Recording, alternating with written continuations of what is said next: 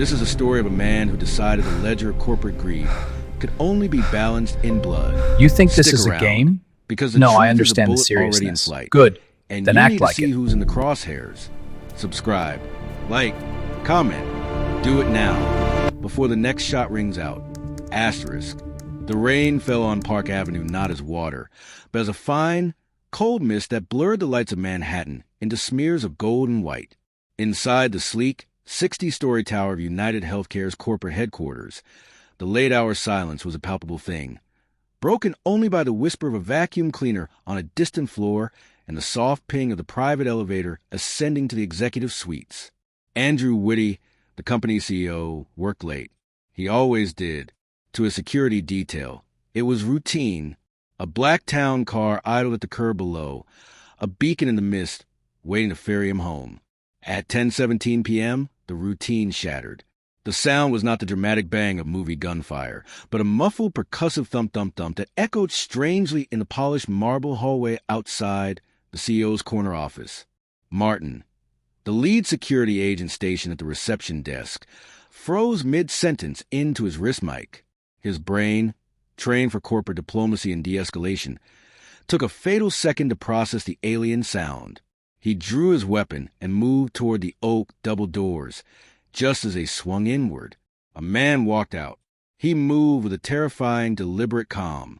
He was dressed in dark, nondescript maintenance coveralls, a tool bag slung over one shoulder. In his right hand, held low and steady, was a pistol fitted with a suppressor. His face was not masked, but it was a face Martin had never seen on any threat assessment report.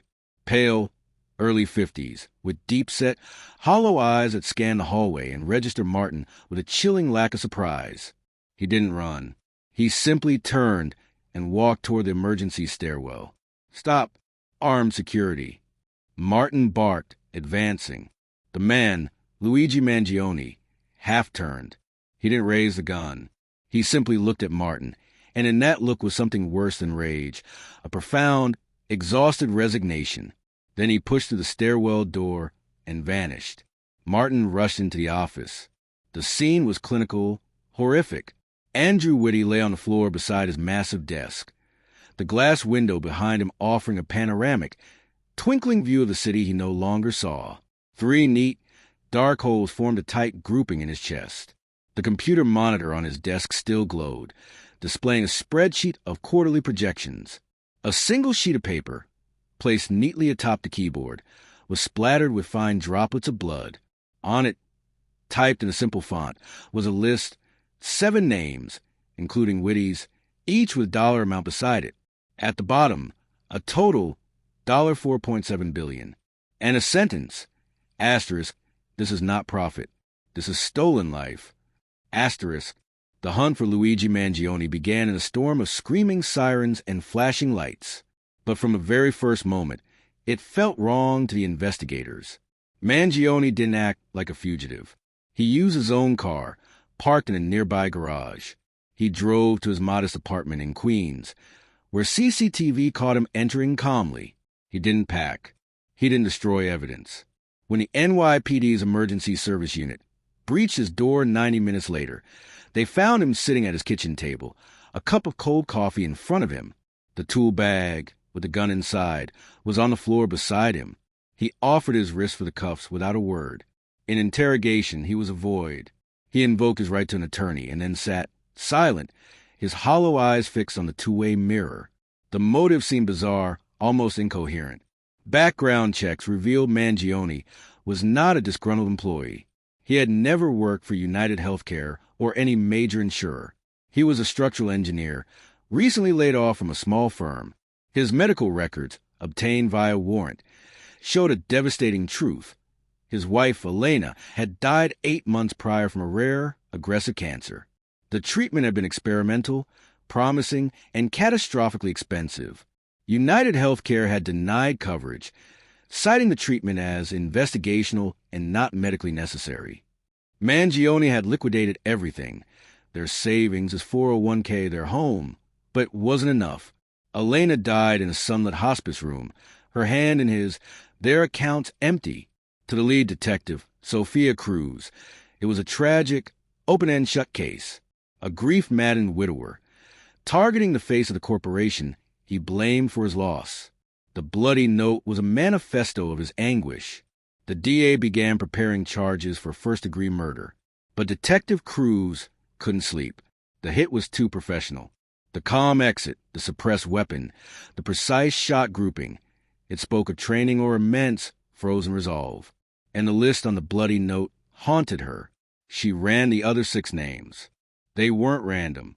They were current and former executives of UnitedHealthcare, all key figures in the company's claims and policy departments over the past decade. One name, a retired chief financial officer named Richard Bramford, lived in a gated community in Greenwich, Connecticut. Cruz sent a patrol car to do a welfare check. Just to be thorough, the officers found Bramford's front door unlocked. The house was silent. In his study, Richard Bramford was slumped in his leather chair. He had been dead for approximately 24 hours. The cause of death was not a gunshot. It was a single, precise puncture wound to the neck. And on his desk, placed squarely in front of his cold hands, was a typed sheet of paper. It was a duplicate of the list found in Whitty's office. But next to Bramford's name, the dollar amount was now neatly crossed out in red ink. Luigi Mangione had been in police custody when Richard Bramford was killed. The revelation that Richard Bramford was murdered while Luigi Mangione sat in a locked interrogation Bramford's room our starting sent point. a seismic shock This string to Hugh through is the the key Manhattan connection. Homicide The Division. bloody list I confirms. don't have Clean, much time. tragic narrative know. of a What did you grieving find? husband It's snapping bigger than we shattered like thought. glass. How much bigger? Detective Sophia Cruz stood in the sterile, fluorescent-lit hallway outside the observation room, the coroner's preliminary report from Connecticut feeling like a live wire in her hand. This wasn't a crime of passion. It was an execution. And Mangione had an alibi for the second kill. Inside the box, Mangione remained a statue of quiet defeat. His court-appointed attorney, a young man named Cohen who smelled of cheap coffee and anxiety, fidgeted with his pen. Cruz took a deep breath and entered, the door closing with a heavy, final sound. "Who's helping you, Luigi?" Cruz said, her voice low, dispensing with preamble. Mangione's eyes drifted up from the table. For the first time, a flicker of something, not emotion, but a faint, grim amusement, touched them. He said nothing. "We found Bramford. Same list, different method. You were here with us, so you have a partner. Who is it?" Cohen started to object, but Mangione raised a hand, a surprisingly graceful gesture for a man in cuffs. His voice, when it finally came, was raspy from disuse, but eerily calm. "You see a conspiracy, detective? Look at the numbers. Just look at the numbers. The truth doesn't need partners. It just needs to be heard." He lapsed back into silence, impervious to further questioning. The investigation fractured into 2 frantic, parallel tracks. The first was a deep dive into Mangione's life, a desperate search for an accomplice. Cruz and her team scoured his phone records, financials, and digital footprint. They found a man drowning in grief and debt, but no mysterious contacts, no unexplained payments. His communications in the months after Elena's death were a dirge. Pleading emails to insurance appeals boards, exhaustive forum posts in caregiver groups, and finally, a chilling silence in the 6 weeks leading up to the murders. The second track was a desperate protective detail. The remaining 5 names on the list were identified and placed under 24-hour police surveillance. They were scattered across the country, 2 in California, 1 in Chicago, 1 in Florida, and the last, a high-ranking vice president named Cynthia Moore, who was currently at a healthcare industry conference at a luxury resort in Lake Geneva, Switzerland. Interpol was notified. The case was now international. Cruz focused on the list. The dollar amounts beside each name were not random. Her forensic accountant, a woman named Lynn with tired eyes and a relentless mind, worked for 36 hours straight. She cross-referenced the figures with SEC filings, bonus pools, and internal company reports. "It's not their salaries or even their bonuses," Lynn said, her voice crackling over speakerphone in the precinct's war room. "These numbers are approximations, but they match almost exactly to quantified savings generated by specific, large-scale coverage denial initiatives each executive sponsored or oversaw. The value creation column in internal PowerPoints. Bramford's initiative Project Anchor, denied a whole class of advanced cancer therapies, saved the company $425 million last year. That's the number next to his crossed-out name. A sickening clarity dawned. The list wasn't a hit list. It was an invoice, a bill for blood. In Lake Geneva, Cynthia Moore was a model of corporate poise. Sheltered in a penthouse suite under the watch of Swiss police and private security, she held a conference call with the UnitedHealthcare board, her voice steady. "It's a tragic, isolated incident," she said, looking out at the serene alpine lake. "We must not let the actions of a broken man deter us from our vital work." As she spoke, a room service waiter pushed a cart down the plush, silent hallway. He was young, efficient, his face politely neutral. He passed the 2 Swiss officers stationed at her door, nodding respectfully. He did not stop at Moore's suite. He continued to a service elevator at the end of the hall. Once inside, he removed his hotel jacket, revealing a plain black T-shirt beneath. He pulled a small, encrypted burner phone from his pocket and sent a single text. "Security is tight. 2 armed at door. Full sweep of room, twice daily. No access." The reply came seconds later from an untraceable number. "Access is not required. She leaves for the gala dinner at 8 p.m. Stage 2 is ready." The investigation in New York hit a wall. Then Cruz got a break.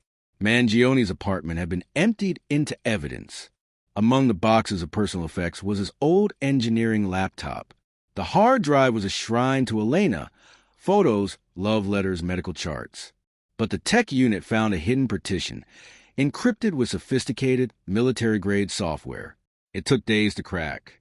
When they did, Cruz found herself staring at a digital blueprint. It wasn't for a building. It was a plan. A meticulous, multi-phase operational plan titled simply, Reckoning. Phase 1, the catalyst witty. Phase 2, the reveal Bramford. Phase 3, the cascade. Cruz scrolled, her blood turning to ice. Phase 3 contained not just names, but scenarios, vulnerabilities, psychological profiles of the remaining targets. It detailed their routines, their security weaknesses, their personal fears. It was a professional hit package, and it was not written in the voice of a grieving engineer. It was cold, analytical, and strategic. At the bottom of the document was a footnote. Asset acquisition and remote facilitation required for subjects 3 through 7. The market will provide. The market, Cruz whispered. Her partner, an older detective named Russo, leaned over her shoulder. Black market. Contract killers. He didn't need a partner. He hired them. He's the architect, not the sole shooter. They had to move faster. But they were already too late. At 8:07 p.m. in Lake Geneva, Cynthia Moore, draped in an elegant gown, stepped out of the hotel's grand lobby into the cool evening air, heading for the waiting limousine that would take her to the gala. A crowd of journalists and a few protesters, holding signs about healthcare costs, were held back behind barriers. Flashbulbs popped. She offered a tight, professional smile. One protester, a man in a hoodie, didn't hold a sign. He held his phone up, as if recording. As Moore ducked into the limo, a high-pitched, electronic whine erupted from his device, a sound designed to be deeply disorienting and painful. The security detail and crowd recoiled, hands going to their ears. In the 3 seconds of chaos that followed, a small aerodynamic dart, fired from a modified air pistol concealed in a delivery van parked 100 yards away, struck Cynthia Moore in the side of her neck. She slapped at it like a mosquito, then collapsed into the limousine's interior. The assassin in the hoodie melted into the panicked crowd. The van pulled away, anonymous in the evening traffic. The dart, later found on the limo floor, contained a rare, fast-acting synthetic toxin. By the time the screaming started, the remote shooter was crossing the border into France. And Cynthia Moore's name on the digital list found in Mangione's apartment auto-updated in a hidden cloud server, a red line striking through her name and her assigned dollar amount. In New York, Detective Cruz received a call from Interpol. The Lake Geneva assassination transformed the case from a high-profile murder into a global crisis. The UnitedHealthcare reckoning was no longer a theory. It was a live, viral contagion of vengeance spreading across borders with clinical efficiency. See that car up ahead? The four It's remaining swerving. executives Yeah, on I the see list it. Stay vanished sharp. into a network It's getting of closer. Watch out. ultra-secure, undisclosed locations. Their lives reduced to panic rooms and armored convoys. The stock price of the healthcare giant plummeted. News channels cycled to the faces. Whitty, Bramford, Moore, and the four terrified survivors. And at the center of the storm, in a maximum security holding cell, sat Luigi Mangione, the quiet engineer who had built the bomb. Detective Sophia Cruz was no longer just investigating a murder. She was in a race to disarm a doomsday device. The market Mangione had referenced was a hydra. Every time they traced a payment, a communication channel, it led to a dead end in the dark web, encrypted and anonymized. The shooters are professionals, ghosts with no faces. Mangione's defense attorney, Cohen, began pleading for a deal, his client's eerie calm now reading as catatonic depression. He's a broken man, not a mastermind, Cohen insisted. He needs a psychiatric facility, not a supermax. But Cruz had seen the blueprint on his laptop. This was not madness. It was a cold mathematical equation. She went back to him, not with questions about accomplices, but about motive. She placed a photo of his wife, Elena, on the interrogation table. It was a candid shot, her head thrown back in laughter, sunlight in her hair. "This is who they see," Cruz said, her voice stripped of all cop-like pretense. "The grieving widow, the tragic figure. It makes your story perfect. It makes you a symbol. But the man who wrote that plan, he wasn't grieving. He was auditing." Mangione's eyes lingered on the photo, a fracture finally appearing in his placid mask. A muscle twitched in his jaw. "You're not killing for her," Cruz pressed. "You're killing for the principal. You're making them pay, literally, for the money they saved by denying people like Elena. You turn their own metrics against them. That's not love, Luigi. That's ideology. And you're sacrificing your own humanity to prove a point. Did Elena die for your point?" For a long moment, he was silent. Then he spoke, his voice a dry whisper. "She died for nothing. They made her life a line item. They made her death a cost saving. I am simply balancing the books so the world can see the real price of their profit." It was a confession, but not one that helped stop the machine. Then a break came from an unexpected angle. Lynn, the forensic accountant, had been obsessively tracing the millions Mangione had spent on the market. She found a pattern not in the outflow, but in the source. Before his layoff, before Elena's diagnosis, Mangione had been a specialist in assessing structural failures. He had quietly consulted on several high-profile class action lawsuits against pharmaceutical companies.